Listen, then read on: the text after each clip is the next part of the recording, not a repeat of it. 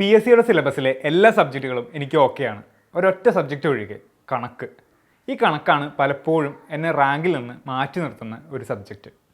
ഇന്നത്തെ വീഡിയോയിൽ നമ്മൾ ഡിസ്കസ് ചെയ്യാൻ പോകുന്നത് എന്തുകൊണ്ടാണ് മത്സര പരീക്ഷകളിൽ കണക്ക് ഇത്രയധികം പാടായി വരുന്നതെന്നും എങ്ങനെയാണ് നമുക്ക് ഈ ഒരു പ്രോബ്ലം സോൾവ് ചെയ്യാൻ പറ്റുക എന്നുള്ളതാണ്. നിങ്ങൾക്ക് ഈ വീഡിയോ ഉപകരിക്കുന്നുണ്ടെങ്കിൽ നിങ്ങളുടെ അഭിപ്രായങ്ങൾ കമൻറ്റ് ബോക്സിൽ രേഖപ്പെടുത്തുമല്ലോ. നമുക്ക് വീഡിയോയിലേക്ക് കിടക്കാം. Hi, this is Vishnu. Welcome to ഇൻഡൻസ് അക്കാദമി. ഇനി ഗൈഡല്ല, ഗൈഡൻസ് ആണ് വേണ്ടത്.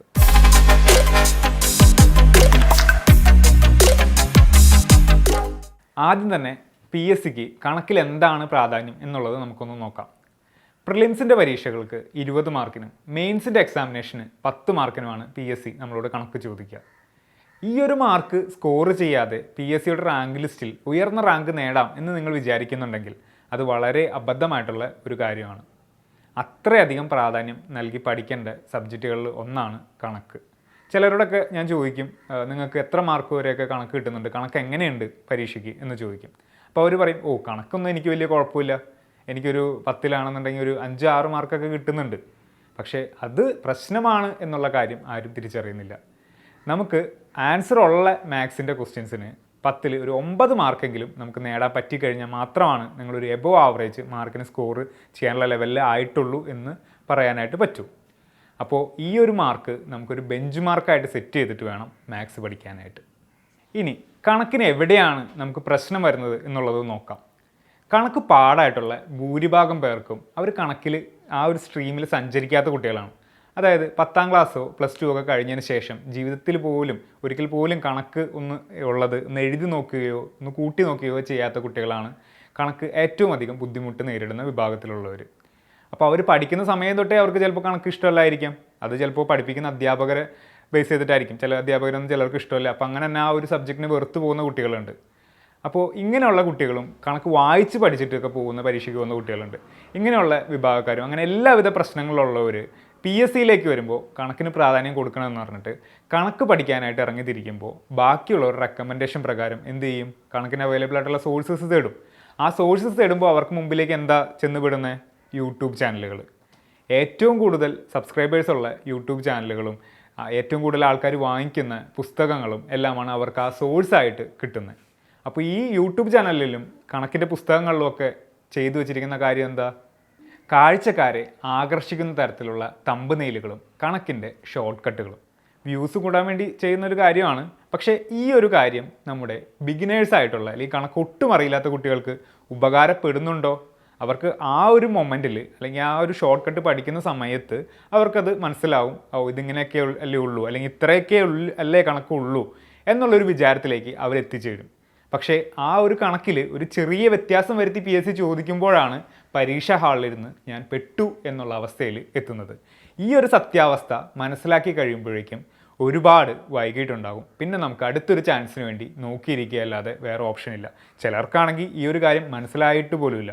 അവർ വിചാരിച്ചുകൊണ്ടിരിക്കുന്നത് അവർക്ക് പണ്ട് മുതലേ കണക്ക് പാടാണ്, ഇപ്പോഴും കണക്ക് പാടായി. അത് അവരുടെ കുറ്റമല്ല, അവർ പഠിക്കുന്ന രീതിയുടെ പ്രശ്നമാണ് എന്ന് മനസ്സിലാക്കാനായിട്ട് പലർക്കും സാധിക്കുന്നില്ല എന്നുള്ളതാണ് വാസ്തവം. ഷോർട്ട് കട്ട്സ് പഠിക്കുന്നതുകൊണ്ട് നമുക്ക് പ്രശ്നമൊന്നുമില്ല. പക്ഷേ ഷോർട്ട് കട്ട് പഠിക്കേണ്ടത് എപ്പോഴാണ് എന്ന് മനസ്സിലാക്കേണ്ടത് വളരെ അത്യാവശ്യമാണ്. നമുക്ക് കൺസെപ്ച്വൽ ക്ലാരിറ്റി അത്രയധികം ഉണ്ടാക്കിയെടുത്തതിന് ശേഷം മാത്രം ഉപയോഗിക്കേണ്ട കാര്യങ്ങളാണ് ഷോർട്ട് കട്ട്സ്. അതായത് നിങ്ങൾക്കൊരു കണക്കിൻ്റെ ചോദ്യം കിട്ടുമ്പോൾ അത് ഏത് മെത്തേഡിൽ ചെയ്യുന്നു അല്ലെങ്കിൽ ഏത് വഴിയാണ് അതിലേക്ക് നയിച്ചത് എന്നുള്ളത് മനസ്സിലാക്കാതെ ഷോർട്ട് കട്ട് ചെയ്യാൻ പോകുമ്പോൾ അവിടെ നമുക്ക് കൺസെപ്ച്വൽ ക്ലാരിറ്റി വരുന്നില്ല, അവിടെ നമുക്ക് പ്രശ്നമായിട്ട് വരുന്നു. ഇപ്പോൾ ഞാനൊരു ഉദാഹരണം പറയുകയാണെന്നുണ്ടെങ്കിൽ 65ൻ്റെ സ്ക്വയർ, അതിൻ്റെ കൺസെപ്റ്റ് എന്ന് പറയുന്നത് 65 സ്ക്വയർ എന്നുള്ളത് 2 പ്രാവശ്യം 65നെ ഗുണിക്കുമ്പോൾ കിട്ടുന്ന ഉത്തരമാണ്. നേരെ മറിച്ച് നമുക്കിത് ഷോർട്ട് കട്ടിൽ ചെയ്യുമ്പോഴോ എന്താ 65ൻ്റെ സ്ക്വയർ എന്നുള്ളത് ഒരാൾ ചോദിക്കുമ്പോൾ 6 1 7 7 6 42 42 25 എന്ന് പറഞ്ഞു കൊടുക്കുന്നതാണ് ഷോർട്ട് കട്ട്. ഈ ഒരു രീതിയിൽ കണക്ക് പഠിക്കുന്നുണ്ടെങ്കിൽ നിങ്ങളത് മാറ്റേണ്ടത് വളരെ അത്യാവശ്യമാണ്. ഇനി എങ്ങനെയാണ് ഈ ഒരു പ്രശ്നം മാറ്റി കണക്ക് പഠിക്കാം എന്നുള്ളത് നമുക്കൊന്ന് നോക്കാം. ഫസ്റ്റ് മെത്തേഡ്, നിങ്ങൾ എവിടെയാണോ നിന്നു പോയത്, അതായത് 10ാം ക്ലാസ് കഴിഞ്ഞിട്ടാണ് നിങ്ങൾ കണക്ക് ഇതേവരെ ചെയ്യാത്തൊരു ലെവലിലേക്ക് ആയത് എന്നുണ്ടെങ്കിൽ ആ 10ാം ക്ലാസ് ലെവലിൽ നിന്ന് തന്നെ തുടങ്ങുക. 5ാം ക്ലാസ്സിലെ നിങ്ങൾക്ക് കണക്ക് പാടാണെന്നുണ്ടെങ്കിലോ ആ 5ാം ക്ലാസ് എന്നുള്ള ആ ഒരു ലെവലിൽ നിന്ന് തുടങ്ങുക. അങ്ങനെ എവിടെയാണ് നിങ്ങൾക്ക് നിന്നു പോയത് എന്ന് മനസ്സിലാക്കി ആ ഒരു സ്റ്റേജിൽ നിന്ന് നമ്മൾ നമ്മുടെ പ്രിപ്പറേഷൻ റീസ്റ്റാർട്ട് ചെയ്യണം. അത് വെറുതെ വായിച്ചു പഠിക്കണം. അന്നത്തെ കാലത്ത് വായിച്ചു പഠിപ്പിക്കുന്ന ഞാൻ ഉൾപ്പെടെയാണ് ഈ പറയുന്നത്. എൻ്റെ സ്വഭാവമായിരുന്നു കണക്ക് വായിച്ചു പഠിക്കുക എന്നുള്ളത്. അന്ന് ഞാൻ ചെയ്ത കാര്യം അതിനുശേഷം PSC പ്രിപ്പറേഷൻ ചെയ്യുന്ന സമയത്ത് ഞാനത് മാറ്റിയെടുത്തു. അങ്ങനെ ഒരു മാറ്റിയെടുക്കൽ നിങ്ങൾ ചെയ്തില്ലെങ്കിൽ നിങ്ങൾക്ക് വീണ്ടും കണക്ക് പാടാനുള്ള ചാൻസ് ഉണ്ട്.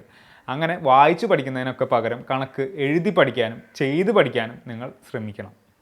അടുത്ത മെത്തേഡ് സിസ്റ്റമിക് ആയിട്ട് പഠിക്കുക എന്നുള്ളതാണ്. എന്താണ് സിസ്റ്റമിക് ആയിട്ട് പഠിക്കുക? അതും കണക്കിൻ്റെ കാര്യത്തിൽ. അതായത് നമ്മൾ ചെയ്യുന്ന മെത്തേഡ് ഓക്കെ അല്ലേ എന്നുള്ളത് നമുക്ക് മനസ്സിലാകുന്നുണ്ടോ എന്നുള്ളത് പരിശോധിച്ച് പഠിക്കലാണ്. അതിനുള്ള എളുപ്പവഴി എന്താ?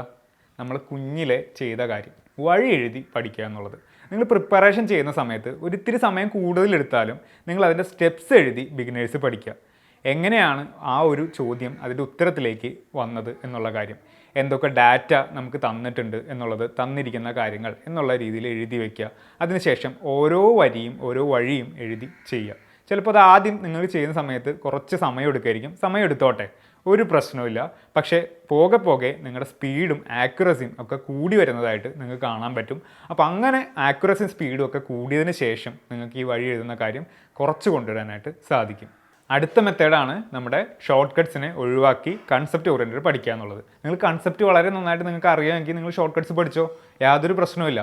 നമുക്ക് ഏറ്റവും ഫസ്റ്റ് നമ്മൾ ഈ പറഞ്ഞ കാര്യം എങ്ങനെ വന്നു എന്നുള്ളത് മനസ്സിലാക്കിയാണ് പഠിക്കേണ്ടത്. GK പഠിക്കുന്ന സമയത്ത് നമ്മൾ ആദ്യമൊക്കെ കാണാപ്പാഠം പഠിക്കായിരുന്നു. പക്ഷേ ഇപ്പോഴത്തെ കാലത്ത് ഇന്ന് നമുക്ക് അങ്ങനത്തെ ഒരു രീതിയിൽ പഠനം കൊണ്ടുപോയി കഴിഞ്ഞാൽ PSCയിൽ റാങ്ക് നേടാൻ വളരെ ബുദ്ധിമുട്ടാണ്. ഇപ്പോൾ GK നിങ്ങൾ മനസ്സിലാക്കിയാണ് ഇപ്പോൾ പഠനം നിങ്ങൾ ആരംഭിക്കുന്നതെങ്കിൽ കണക്ക് അതിനനുസരിച്ചിട്ട് അതിൻ്റെ അപ്പുറത്ത് ഏറ്റവും ഫസ്റ്റ് ചെയ്യേണ്ട കാര്യമായിരുന്നു കണക്ക് മനസ്സിലാക്കി പഠിക്കണം എന്നുള്ളത്.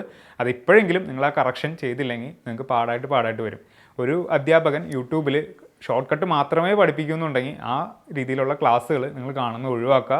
എനിക്കതിൻ്റെ കൺസെപ്റ്റ് കൂടി ഇതെങ്ങനെ വന്നു എന്നുള്ളത് എനിക്ക് മനസ്സിലാക്കണം എന്നുകൂടി ആ അധ്യാപകൻ്റെ അടുത്ത് പറയുക. അദ്ദേഹം അതും പഠിപ്പിച്ച് തരാനാണ് അദ്ദേഹം റെഡിയാണെങ്കിൽ അദ്ദേഹം പഠിപ്പിക്കുന്ന ടെക്നിക്ക് റെഡിയാണ്. കൺസെപ്റ്റും അതിൻ്റെ ഒപ്പം അത് ഷോർട്ട് കട്ടിൽ എങ്ങനെ ചെയ്യാം എന്ന് കൂടി പഠിപ്പിച്ച് തരുന്ന അധ്യാപകനാണ് നല്ല അധ്യാപകൻ. ഷോർട്ട് കട്ട് മാത്രം പഠിപ്പിക്കുന്ന അധ്യാപകൻ ഒരിക്കലും നിങ്ങളെ റാങ്കിലേക്ക് എത്തിക്കില്ല എന്നുള്ള സത്യം നിങ്ങൾ മനസ്സിലാക്കുക. അത് മനസ്സിലാക്കാനായിട്ട് ഒരു കാര്യം കൂടി ഞാൻ പറഞ്ഞുതരാം. അങ്ങനെ ഷോർട്ട് കട്ട്സ് മാത്രം പഠിപ്പിക്കുന്ന അധ്യാപകർ ഒരു കാരണവശാലും PSC റാങ്ക് ലിസ്റ്റിൽ ഉൾപ്പെടാനായിട്ട് പോകുന്നില്ല എന്നുള്ള സത്യാവസ്ഥ കൂടി നിങ്ങൾ മനസ്സിലാക്കുക. ഇനി അടുത്ത ഒരു മെത്തേഡാണ് നമ്മുടെ കമ്മ്യൂണിറ്റിയിൽ, അതായത് നമ്മുടെ ടെലഗ്രാം ചാനലുകളിൽ ടെലഗ്രാം ഗ്രൂപ്പുകളിലൊക്കെ ഡൗട്ട് ചോദിക്കുന്ന സമയത്ത് ക്വസ്റ്റ്യൻസ് എഴുതിയിടും. വേറൊരാൾ ചെയ്യുന്നത് നോക്കി അതേപോലെ നിങ്ങൾ പകർത്തുന്ന ഒരു സ്റ്റൈൽ, അങ്ങനെയുള്ള ഒരു സ്റ്റൈൽ നിങ്ങൾ ഒഴിവാക്കുക. നിങ്ങൾ ഡൗട്ടുകൾ ചോദിക്കുക. ഡൗട്ടുകൾ ചോദിക്കുമ്പോൾ ആ ഡൗട്ടിൽ എന്താണ് കാര്യം, എങ്ങനെയാണ് ആ ഉത്തരത്തിലേക്ക് എത്തുന്നത് എന്നുള്ള കാര്യം മനസ്സിലാക്കാനുള്ള ടെക്നിക്ക് മാത്രം നിങ്ങൾ വേറൊരാളിൽ നിന്ന് ഹെൽപ്പ് എടുക്കുക. മറ്റൊരാൾ ചെയ്തു തന്ന് കാലാകാലത്തോളം അത് ചെയ്ത് കിട്ടി നിങ്ങൾ ഒരു കാരണവശാലും കണക്കിൽ ഇമ്പ്രൂവ് ആവാനായിട്ട് പോകുന്നില്ല. അത് ചെയ്തു തരുന്ന ആളാണ് ഇമ്പ്രൂവ് ആകുള്ളൂ എന്നുള്ള കാര്യം നിങ്ങൾ മനസ്സിലാക്കുക. നിങ്ങൾക്ക് അതെങ്ങനെ ചെയ്യുന്നു എന്നുള്ള ഒരു മെത്തേഡ് നിങ്ങൾക്ക് മനസ്സിലായി. നിങ്ങൾ സ്വന്തമായിട്ട് ആ ഒരു സ്റ്റെപ്പുകൾ എഴുതി ചെയ്ത് ഉത്തരത്തിലേക്ക് എത്തുമ്പോഴാണ് നിങ്ങളുടെ കണക്ക് ഇമ്പ്രൂവ് ആകുള്ളൂ. അല്ലെങ്കിൽ നിങ്ങളുടെ തിങ്കിങ് കപ്പാസിറ്റി ബിൽഡ് ചെയ്യുക എന്നുള്ള ഒരു പ്രോസസ്സാണ് അവിടെ നടക്കേണ്ടത് എന്നുള്ള കാര്യം നിങ്ങൾ മനസ്സിലാക്കുക. ഇനി PSC എക്സാം ഹാളിൽ നിങ്ങൾ കണക്ക് ചെയ്യാനിരിക്കുന്ന സമയത്ത് 2 പ്രാവശ്യത്തിൽ കൂടുതൽ ചെയ്തിട്ടും നിങ്ങൾക്കൊരു കണക്കിന് ഉത്തരം കിട്ടുന്നില്ലെങ്കിൽ ആ ചോദ്യം സ്കിപ്പ് ചെയ്യുന്നതാണ് ബെറ്റർ. കാരണം ആ ചോദ്യത്തിന് ചിലപ്പോൾ ആൻസർ ഉണ്ടാവില്ല. PSC ഏറ്റവും കൂടുതൽ അങ്ങനെ ആണ് നമുക്ക് കണക്കിൻ്റെ ചോദ്യങ്ങൾ തരിക. ഇപ്പോൾ ഫോർ എക്സാമ്പിൾ പറയുകയാണെങ്കിൽ എറണാകുളം LD 2017 ഒരു ക്വസ്റ്റ്യൻ പേപ്പർ എടുത്ത് നോക്കുകയാണെന്നുണ്ടെങ്കിൽ അതിനകത്ത് ക്വസ്റ്റ്യൻ കോഡ് C ചെയ്ത ഒരാൾക്ക് ആദ്യത്തെ ചോദ്യങ്ങൾ തന്നെ കണക്കാണ്. അപ്പോൾ അതിനകത്ത് തന്നെ 3-4 ചോദ്യങ്ങൾക്ക് ഉത്തരവില്ല. അപ്പോൾ അങ്ങനെ ചെയ്യുമ്പോൾ നമ്മുടെ ഒരു മെൻ്റൽ ഹെൽത്ത് എന്ന് പറയുന്ന കാര്യം വളരെ അവതാളത്തിലാകാനായിട്ട് ചാൻസ് ഉണ്ട്. അപ്പോൾ അതുകൊണ്ട് തന്നെ മത്സര പരീക്ഷകളിൽ ചെയ്യുന്ന സമയത്ത് കണക്ക് ഏറ്റവും ലാസ്റ്റിലേക്ക് വെച്ച് നിങ്ങളുടെ സ്പീഡും കാര്യങ്ങളെല്ലാം നിങ്ങൾ പ്രിപ്പറേഷൻ ചെയ്യുന്ന സമയത്ത് മനസ്സിലാക്കി അതിനനുസരിച്ച് ടൈം അലോട്ട് ചെയ്തിട്ട് മാത്സ് ചെയ്യാനായിട്ട് ശ്രമിക്കുക.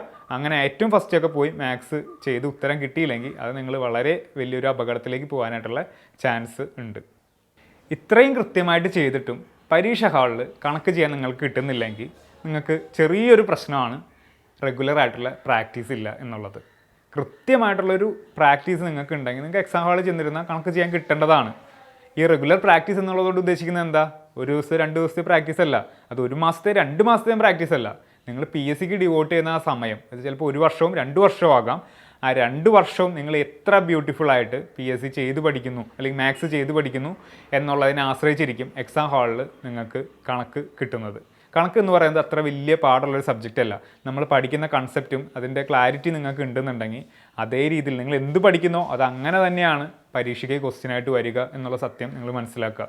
അതുകൊണ്ട് കണക്ക് പാടാണ് എന്ന് പറഞ്ഞാൽ അതിൻ്റെ ഉത്തരവാദി നിങ്ങൾ തന്നെയാണ്. ഒരു പരിധിവരെ നിങ്ങളെ പഠിപ്പിക്കുന്ന അധ്യാപകരും അതിനകത്ത് ഭാഗമാണ് എന്നുള്ള കാര്യം നിങ്ങൾക്ക് മനസ്സിലാകും എന്ന് വിശ്വസിക്കുന്നു. ഈ ഒരു വീഡിയോയിൽ നിങ്ങൾക്ക് നിങ്ങളുടെ അഭിപ്രായങ്ങൾ കമൻറ്റ് ബോക്സിൽ രേഖപ്പെടുത്താം. ഞാൻ പറഞ്ഞതിൽ എന്തെങ്കിലും തെറ്റുണ്ടെങ്കിൽ നിങ്ങൾക്ക് അതും പറയാം. Okay, see you on next video. Bye by.